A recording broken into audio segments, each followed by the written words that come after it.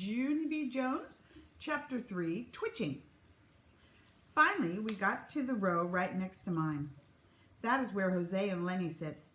When Jose's turn came, he smiled very proud, and he said on Sunday his daddy bought him brand new soccer shoes, and he wore them to the soccer game, and he kicked his winning goal with those things. Lenny went next. He said he got brand new hair gel, plus also he got a thickening cream for your hair. A thickening cream can make even the thinnest hair feel rich and full, he said. Whoa, I said. Whoa, said Herb and Jose. Whoa is what we say when we want to be supportive. May sits behind Lenny, and she stood up and she read her paper real loud. This weekend, one thing I did for fun was, on Saturday, I made a pot in my pottery class, and after that, I was punctual to my ballet class, and the teacher said I danced like a gazelle. A gazelle's like a deer. Mr. Scary did a chuckle. A gazelle, huh? He said. A gazelle is a very graceful animal, isn't it? Yes, said May. Would you like to see me do a few steps? After that, she ran to the front of the room and she started to do ballet. Mr. Scary said to please sit down again. As soon as she got back, I jumped right up. My turn, I said, real thrilled, and I tapped on my chin. Okay, well, let's see now. On Saturday, my grandpa Frank Miller came to babysit me, and he let me roller skate in the house. Plus, also, he let me jump on Mother's bouncy bed. Only pretty soon I got very pooped. And so I ran into the kitchen and I drank chocolate milk right out of the carton. Without even a glass, I mean. Whoa, said Herb. Whoa, said Lenny and Jose. And Mr. Scary raised his hand to interrupt me. Excuse me, Junie B, he said. It sounds like you had a great time on Saturday, but I'm wondering why you're not reading it from your homework paper. Oh, remember? Let's see what she's going to read. Just then, my head got poundy and nervous because I should have thought about that problem. And I swallowed real hard. Yeah, well, let's see. I said kind of quiet, why aren't I reading? Mr. Scary smiled. It's all right, he said. You can start over. Just take out your paper and read us what you wrote. After that, I stood there very frozen, and I couldn't even move. And Mr. Scary crossed his arms at me. You do have a homework paper, don't you, Junie B? He asked. I stood there a little while longer, and then finally I reached into my desk, and I pulled out the homework I copied from May. She copied it from May, okay? I waved in the air. I waved it in the air, kind of weakish. Here it is, I said. Here's my homework paper. See, right here. Mr. Scary nodded. Good, good. Now, would you read what you wrote for us, please? He asked. I took a deep breath, and then I looked down at my paper, and I read it silently, just to myself. Okie dokie, I said, and after that, I sat down real quick, and I stuffed the paper back into my desk.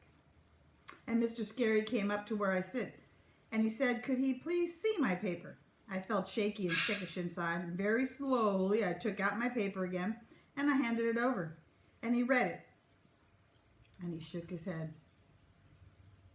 And then he took my hand and he walked me into the hall. It seems that you and May had very similar weekends, didn't it? Doesn't it, Junie B, he said. I did a gulp. Yes, I said it does. Mr. Scary read my paper once more. So you take a pottery class, do you? He said. I rocked back and forth on my feet. Yep, I do, I said. I take a pottery class and I make, pots. Mr. Scary breathed real deep. And let's see, you take a ballet class too, huh? He said, and gee, what a coincidence. On Saturday, your teacher said you danced like a gazelle, I said very fast. Gazelle, said Mr. Scary. Whatever, I said. My teacher sucked in his cheeks and looked at the paper again. And you were punctual too, he said? That's amazing, isn't it? I looked up at him. Well, not if you get an early start, I said real soft. Mr. Scary bent down next to me and his face was not jolly. Junie B. Jones, do you have any idea how disappointed I am in you right now? Just then, tears came to my eyes, and I didn't even expect that trouble. And I quick hanged my head so he couldn't see. Sorry, I said. Sorry you're disappointed. And here's a picture of her getting in trouble. Disappointing, Mr. Scary. Mr. Scary took a big breath. And he said we would talk about it at recess. And then he gave me a tissue from his pocket, and I wiped my eyes. And after that, we went back into the room, and I sat down at my desk, very slumping. Because what do you know? I didn't luck out after all. Remember, she said she had lucked out because May had left her paper out. Chapter 4 is Cheater Pants. It's still Dumb Monday. Dear First Grade Journal, right now it is recess. I am not playing on the playground. Instead, I am sitting at my desk, and waiting to get yelled at. I wish I could disappear into thin air. If I could disappear, I would run outside and I would find May and I would clunk her in the head. I wish I didn't even sit next to that girl, because people should never leave their homework on their desk for other people to borrow. That is just asking for trouble, mister. From Junie B., first grader. Mr. Scary was writing at his desk and he looked up and called my name. Junie B., he said, I'm ready for you now. Could you please bring your chair up here, please? My stomach flipped and flopped, because here came the yelling part, that's why. I did some deep breaths. Then I pulled my chair up to the front of the room and I sat down next to him. And Mr. Scary took my homework paper out of his drawer and he set it in front of me, very serious. I want you to explain this, Junie B. said. I want you to tell me exactly why you copied May's homework this morning. I tried to swallow, but nothing went down. Well, let's see. The reason I copied was, and I tapped on my chin. And then all of a sudden I thought of it. Daddy, I said. It was my daddy's fault. Your daddy, he said. Your daddy told you to copy May's homework. Yes, no. Last night I wanted to stay up late to do my homework, but Daddy turned out my light. And so the reason that I had to come to school that's the reason why I had to come to school without it. Oh, I see, said my teacher. Your daddy wouldn't let you stay up, so that's what forced you to copy May's paper. I nodded real fast. Yes, I said, that's exactly it. And Mr. Scary raised his eyebrows. So did May actually give you her paper to copy, he asked next. I rolled my eyes at that crazy person.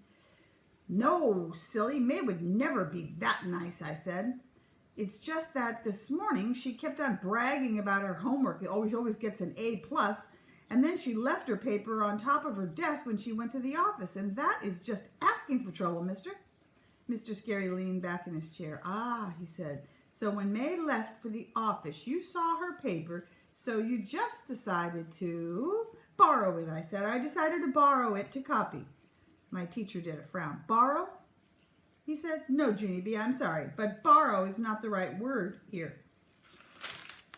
When you copy someone else's paper, that's called cheating. My eyes got big and shocked at that word, because what was he even talking about? No, Mr. Scary, no, I didn't cheat. I didn't, I said. Cheating is when you steal answers off somebody's test, but homework isn't a test. Homework doesn't even count hardly. Oh, but homework does count, Junie B., he said.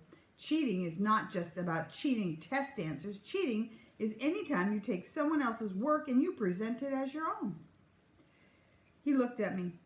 When you cheated this morning, you broke my trust in you, Junie B., he said. We have a rule about this in room 1. And there she is trying to explain.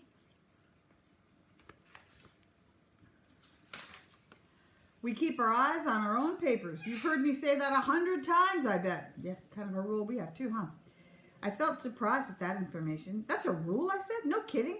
I always thought it was, just a suggestion. Mr. Scary rolled his eyes. No, Junie B., it's not a suggestion. It's definitely a rule, he said. And it's an important rule, too. I drummed my fingers on the desk. Well, I'll be darned, I said. After a while, I did a deep breath. I'm sorry, I said real soft. And Mr. Scary smiled a little bit. I'm sorry too, Junie B. said. But at least now I think we understand each other better. I will not put up with cheaters in my classroom. I did a wince. Yeah, only I wish you wouldn't keep saying that word, that cheater word, I said, because I didn't even know I was cheating, hardly. Plus, I don't like cheaters either, Mr. Scary, on account of my daddy cheated me once at Old Maid last week, and I am still not over that terrible experience. Mr. Scary wrinkled his eyebrows. Your daddy cheated? He said. I did a sigh. Yes. Daddy raised the Old Maid way high in his hand so I would pick her. And then I did. And so that's kind of a sneaky trick, wasn't it? Mr. Scary covered his mouth. He was shocked, I believe. I leaned closer to him. And Daddy is not the only cheater pants in my family either, I said very quiet. On account of my grandpa, Frank Miller, is supposed to be on a diet. But yesterday, my grandma found an empty pie tin in his closet. And after that was left, all that was left was a little bit of crust and a plastic fork. I thought for a second. No wonder I cheated, I said. Cheating is in my blood, apparently. Mr. Scary did a chuckle. Well, nobody's perfect, he said. Everybody cheats on a diet once in a while, I think. But cheating at school is a very different matter, Junie B. Cheating in school is serious business. Are we clear on that now? I nodded real fast. Clear, I said. And after that, both of us shook hands, and Mr. Scary carried my chair back to my desk. After I sat down, he took an envelope out of his pocket, and he handed it to me. I wrote a note to your parents to explain what happened this morning, he said. I would like them to read it and sign it, okay? You can bring it back to me in the morning. I did a gasp at that thing. No, Mr. Scary, not okay, I said. Please don't make me take a note home. Please, I really, really don't want to take the note. Mr. Scary thought for a second, and then he looked back at the note. Well, okay, he said. If you feel that strongly, I won't make you take it. And he started walking back to his desk. I'll just call them tonight instead, he said. I did a loud groan. Oh, because what kind of dumb choice is that? I stomped to his desk and I grabbed the note. And then I stuffed it in my backpack and I sat back down at my desk and I wrote in my journal one more time, Mr. Scary is a tattletale.